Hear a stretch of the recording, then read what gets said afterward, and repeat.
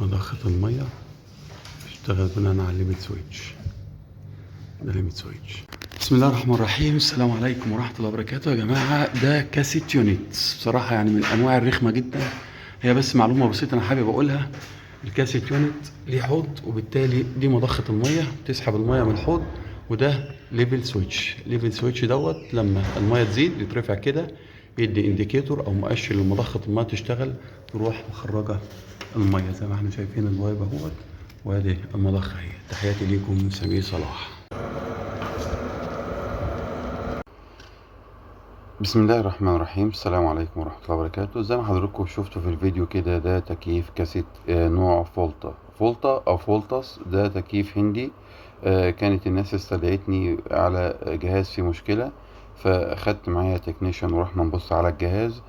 طبعا الناس قالت الجهاز بيقف كل فترة، فكلمة بيقف كل فترة دي تخليك على طول دماغك تروح إن البوردة فيها مشكلة أو الكلام ده.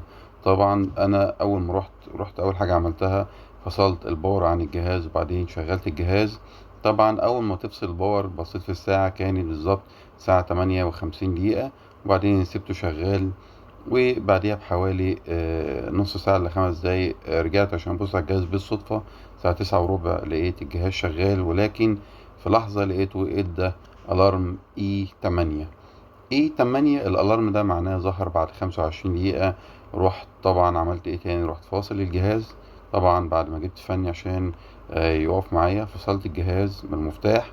ومعنى ان انت تفصل الجهاز من المفتاح لما يكون عليه الارم، يعني انت بتلغي الالارم او كانك بتمسحه من الذاكره بتاعه البورده. فصلت الجهاز، وبعد ما فصلت الجهاز شغلته ورحت طالع على الوحده الخارجيه بدون ما ادخلكم في تفاصيل. شيكت على الوحده الخارجيه لقيتها شغاله.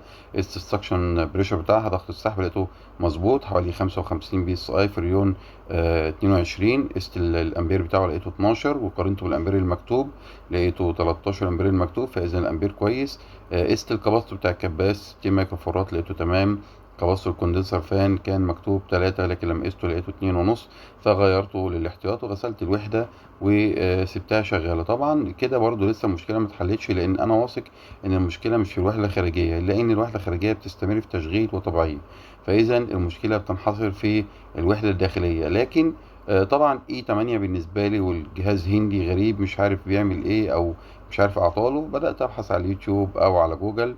طبعا لقيت في ناس تقول لي ان العطل ده احتمال يكون مشكلة في الوحدة الداخلية، او مشكلة في الوحدة الخارجية، او مشكلة في موتور الوحدة الداخلية، او مشكلة في موتور الوحدة الخارجية. ناقص يقول لي مشكلة في الجهاز. طب انت ما فدتنيش بحاجة.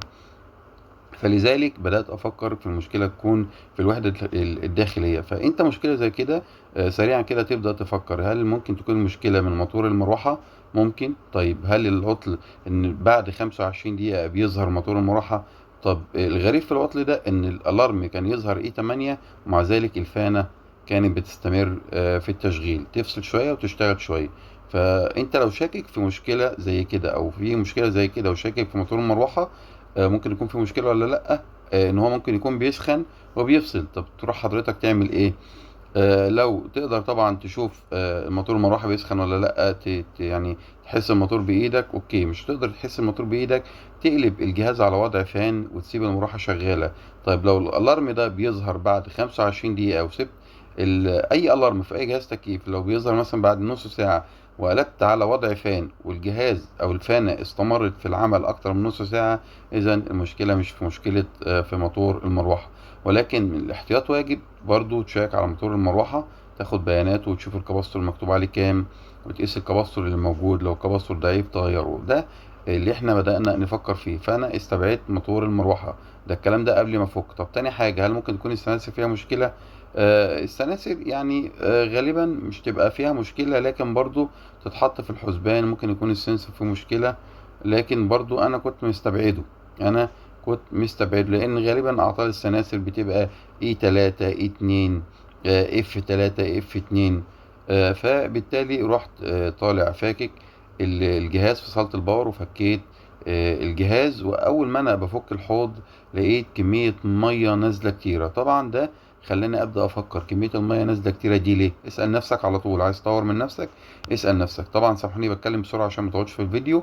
طبعا المية نازلة كتيرة معناه ان مضخة المية ما بتسحبش المية. اذا كده عندي مشكلة ممكن تكون في مضخة المية، او عندي مشكلة ممكن تكون في الليفل سويتش اللي هو بيشغل مضخة المية، او يكون الحوض نفسه مش نظيف. طبعا فكينا الحوض، وهرفع لكم صورة بشكل الطينة اللي كانت في الحوض، بس للأسف ما صورتش بعد ما نضفت الجهاز. طبعا غسلنا الحوض وفكينا البلور وغسلناه وركبنا، وبعد ما ركبنا بفضل الله الجهاز اشتغل. طبعا لقيتها فرصة ان المكان ده او المكتب ده مكتب تبع الشركة وفي اجهزة كتير من نفس النوع، فاحتمالية ان حد تاني يتصل بيك او يتصل بحد من التيم اللي معاك واردة. لذلك اي حاجة زي كده لازم تكون فرصة بالنسبة لك. جهاز ممكن تروح له تاني، ممكن تروح تبص على جهاز كاسيت زي كده وتفاجأ ان موتور المروحة محروق. طب انت هتضطر انك انت تفك كل الجهاز عشان تعرف بيانات موتور المروحة.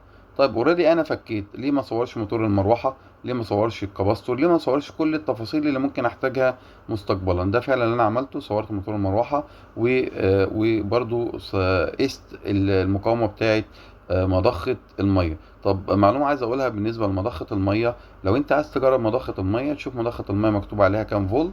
لو عرفت تشوف اوكي، ما عرفتش ممكن تجيبها من على الرسمة تعرف هي كام فولت.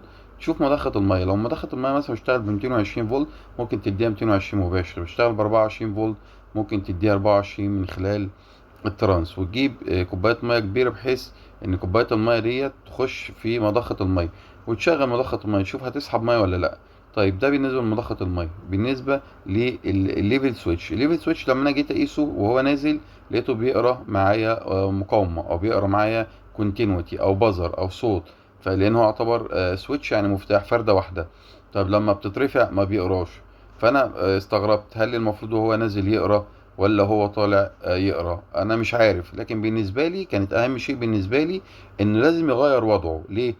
في حالته الطبيعيه لو مفيش ميه وهو تحت لو قرا اوكي. طب لما الميه تزيد ده المفروض ما يقراش. طب لو هو مثلا تحت ما بيقراش والميه زادت المفروض يقرا، لازم يغير وضعه. لكن لو تحت ما قراش والميه ارتفعت وما قراش، او تحت قرا والميه ارتفعت وبرضه قرا، معنى كده ان هو ما بيغيرش من وضعه، باذن كده في مشكله. ومع ذلك عشان اتاكد بصيت على الرسمه لقيت ان هو نقطه مقفوله، بالتالي لما الميه بترتفع بيفتح النقطه دي ويشغل مضخه الميه. دي بالنسبه للاي 8 اي 8 في الجهاز الكاسيت دوت. وممكن يكون في اجهزه تانية معناه ان يا مضخة ميه فيها مشكلة يا الحوض عايز يتنضف. طبعا بعد ما قفلنا الجهاز وجينا نشغل، مجرد ما رفعنا الكهرباء لقينا عطل اي 3. التكنيشن معايا بيقول لي ايه 3 ده؟ قلت له في سنسور عندك مش راكب. قال لي لا انا ركبت كل السناسر. قلت له لا في سنسور مش راكب. طب انا عرفت ازاي؟ اي جهاز سبليت، اي جهاز سبليت لو في اي جزء متشال من الكارته مجرد ما ترفع الكهرباء يديك العطل على طول، يديك العطل على طول. ده كنت شرحت في فيديو ازاي الكارته بتفهم الالارمات، لان الكارته بتفهم ان في جزء متشال فبالتالي الدايره ما اكتملتش فبيديك العطل. فعلا فتحنا لقينا في سنسور مفكوك من مكانه، رجعناه وركبناه والجهاز اشتغل. ده بالنسبة للعطل بتاع اي 8 و اي 3. طيب اعطال تانية ممكن تظهر لك مثلا زي مثلا اي 2 اف 2 او الكلام ده انت مش عارفه تعمل ايه؟ افصل الباور واشغل الجهاز، وليكن انا داخل على جهاز زي كده بيدي عطل مثلا وليكن اي 5 مثلا. ابدا بقى اشيل السنسور مثلا بتاع الكويل اشوف هيديني كام، ابدا اشيل السنسور بتاع الراجع هيديني كام، ابدا اشيل مثلا مضخه الميه اشوف هيديني كام.